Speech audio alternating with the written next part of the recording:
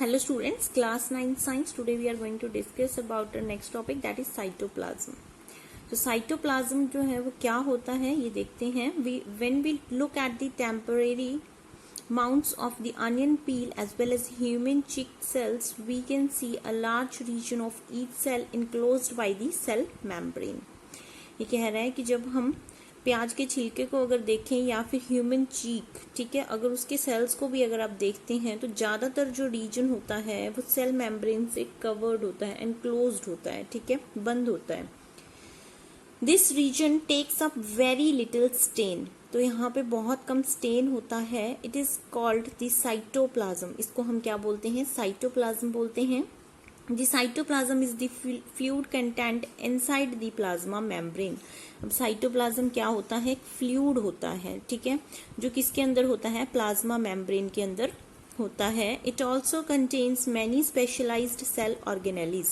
इसके अंदर और भी सेल ऑर्गेनेलीज प्रेजेंट होती हैं जो स्पेशल फंक्शंस करती हैं. Each of these organelles perform a specific function for the cell.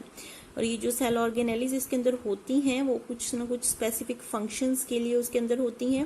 अपना खुद का कुछ ना कुछ उनका स्पेशल फंक्शन होता है जो वो सेल के लिए करती हैं, ठीक है.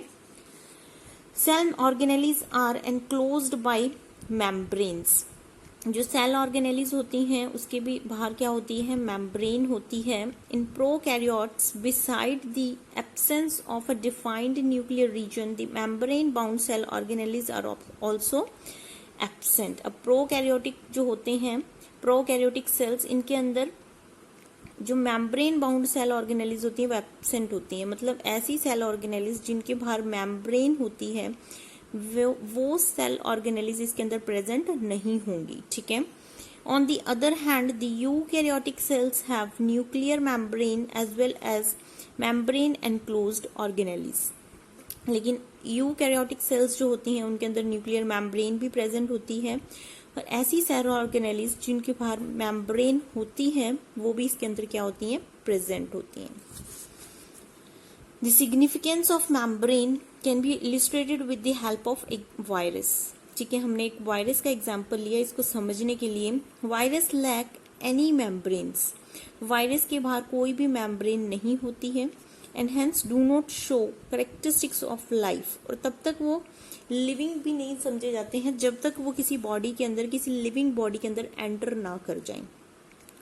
जैसे ही वो इस लिविंग बॉडी के अंदर एंटर करेंगे और अपनी मल्टीप्लिकेशन शुरू करते हैं, ठीक है, जो उनका मल्टीप्लाई करने का प्रोसेस है कि पहले एक था उससे वो बढ़ने लगेंगे, ठीक है, डिवाइड होने लगेंगे, मल्टीप्लाई होने लगेंगे इन दैट लिविंग बॉडी, ठीक है. तो तब हम उनको समझेंगे कि they are doing their work, ठीक है. कैरेक्टरिस्टिक्स ऑफ लाइफ को डिफाइन करते हैं तब, लेकिन तभी करते हैं जब वो किसी लिविंग बॉडी के अंदर एंटर करते हैं, ठीक है.